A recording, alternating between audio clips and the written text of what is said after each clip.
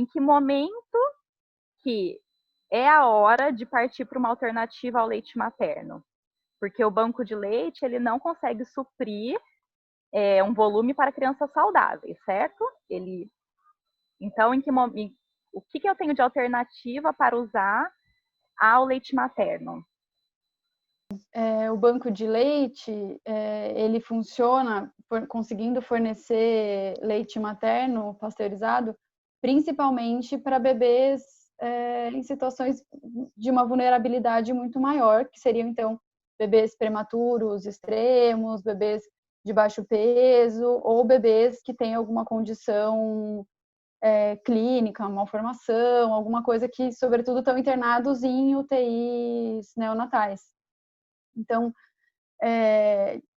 você até pode solicitar doação de leite para um bebê, só que dificilmente isso vai acontecer na prática, porque a gente não tem uma cultura de doação, não tem grandes estoques, então acaba sendo priorizado bebês nessa situação de maior vulnerabilidade e nos quais o leite materno faz muita diferença. Então acaba indo para os bebês internados em UTIs neonatais mesmo. Aí enxergar o paralelo, talvez, da fórmula como se fosse a ideia do parto normal e de uma cesárea. Então, tem momentos, igual a cesárea salva vidas, a fórmula também salva a amamentação e salva bebês que estão em estados de desnutrição importante, baixo ganho de peso, uma perda super importante, uma baixa ingesta. Então, acho que também tentar enxergar a fórmula não como um veneno, como se fosse um medicamento. Então, uma coisa que você vai prescrever, idealmente com uma ideia e com um plano já de retirada. Mas ela tem o seu papel e tem o seu valor em várias situações. Lê, você pode explicar para a gente, então, as diferenças que existem de produtos, né, que hoje a gente encontra na prateleira, fórmulas, composto lácteo, muitas mães também dão o leite de vaca mesmo, de saquinho, caixinha, enfim. Explica para a gente, só para dar um panorama das diferenças de cada um e quando que um é recomendável ou outro. Bom, então, a gente sabe que hoje no mercado tem as opções composto lácteo, fórmula infantil, e o leite de vaca, né? O leite em pó, tá? Leite integral, enfim, tem as desnatado, semi-desnatado, enfim. O fluido, que, né, é o que você está falando, leite de vaca, né? O fluido, leite de caixinha, enfim.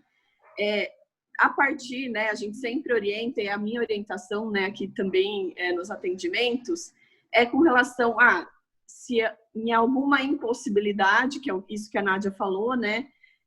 Como opção, então precisa primeiro entrar com a fórmula, né? Então essa é a melhor opção a partir do 6º mês, ou enfim, ou antes disso, se há necessidade. Então é a fórmula infantil até 12 meses, né? E a partir daí tem o composto lácteo, isso depende de cada criança, precisa fazer avaliação.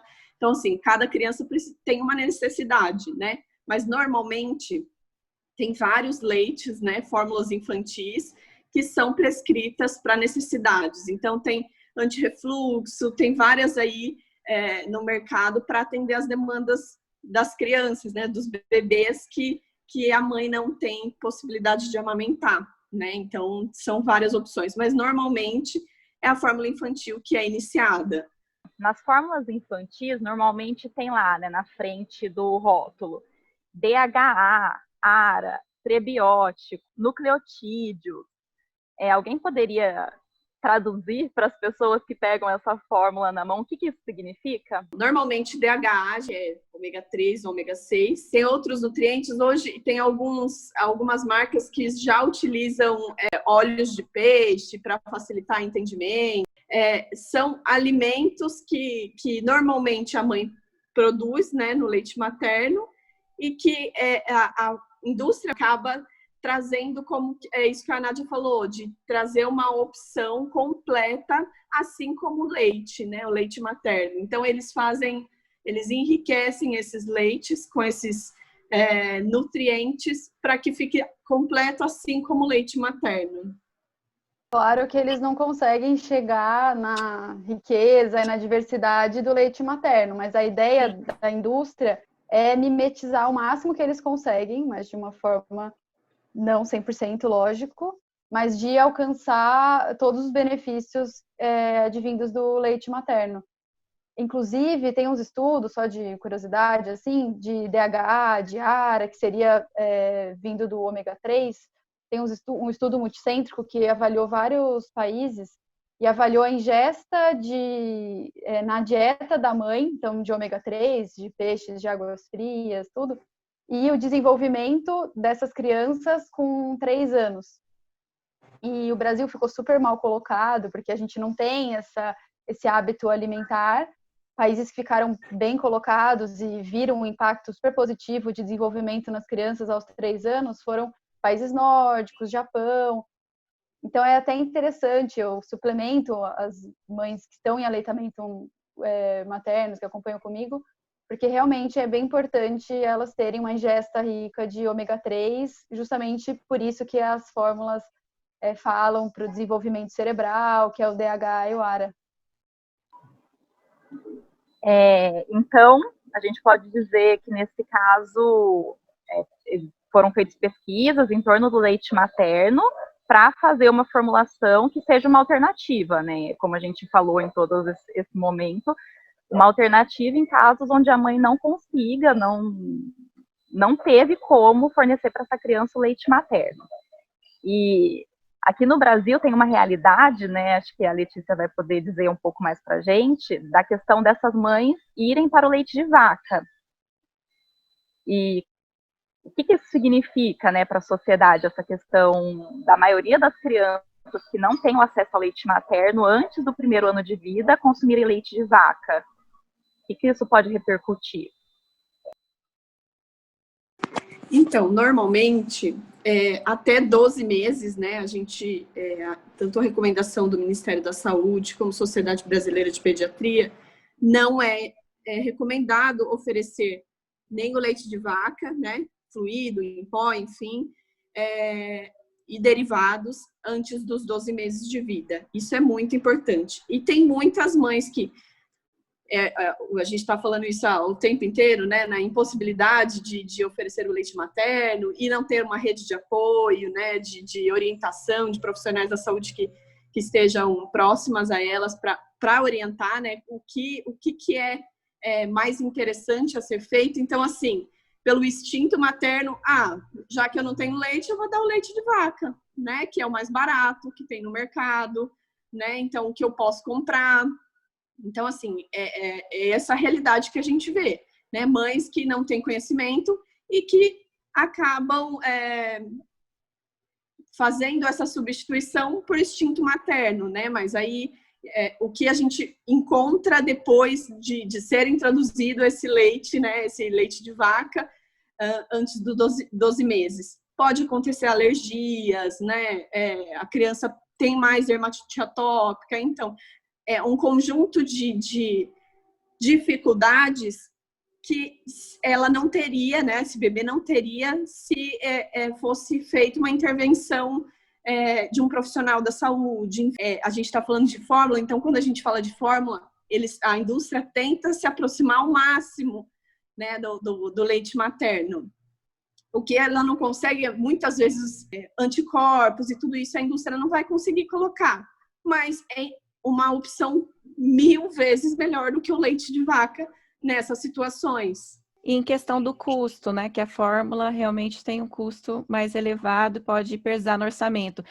A partir dos 6 meses que já começa essa introdução alimentar, essa mãe pode optar e dar apenas uma alimentação balanceada e não dar mais o leite? Normalmente, assim, o que eu faço na prática? Para crianças que estão em fase de introdução alimentar, né? A mãe, por exemplo, está voltando para o trabalho, né? Então, o que vai fazer? Vai ficar, né, das 8 da manhã até, sei lá, 8 da noite, enfim, fora. O que vai fazer nessa situação, né? Então, primeiro a gente sempre orienta a fórmula, tá? Então, entra com a fórmula, cada criança tem um perfil, então a gente vai indicar a fórmula melhor que se adapte à família. Hoje a gente sabe que tem diversas fórmulas, da mais cara até um pouco mais barata, tanto marcas, né, grandes marcas aí. Então, assim, são opções, né? A gente sabe também que em situações tem algum auxílio né, do governo, enfim, tem possibilidades dessa criança ter acesso a esse leite. E aí, nestes casos, né, nunca oriento leite de vaca antes dos 12 meses, né? Então, é sempre a introdução dos alimentos, explorar, pegar, mesmo que ela não coma a quantidade que a família deseja, né? Porque às vezes a gente tem a expectativa de que a criança coma X colheres de sopa, enfim, né? Então, assim, o importante nessa fase, a partir da introdução alimentar, é que a criança tenha o contato com os alimentos, comece a saborear, comece a sentir texturas, enfim. O leite materno e a fórmula infantil, né, em caso da impossibilidade, ele supre a maioria dos nutrientes, tá? Não todos. A partir do 6º mês, a criança precisa de alguns nutrientes, por exemplo, ferro, vitamina A, alguns nutrientes que importantes, mas que a maioria, o leite materno e a fórmula já estão preparadas para suprir essas necessidades.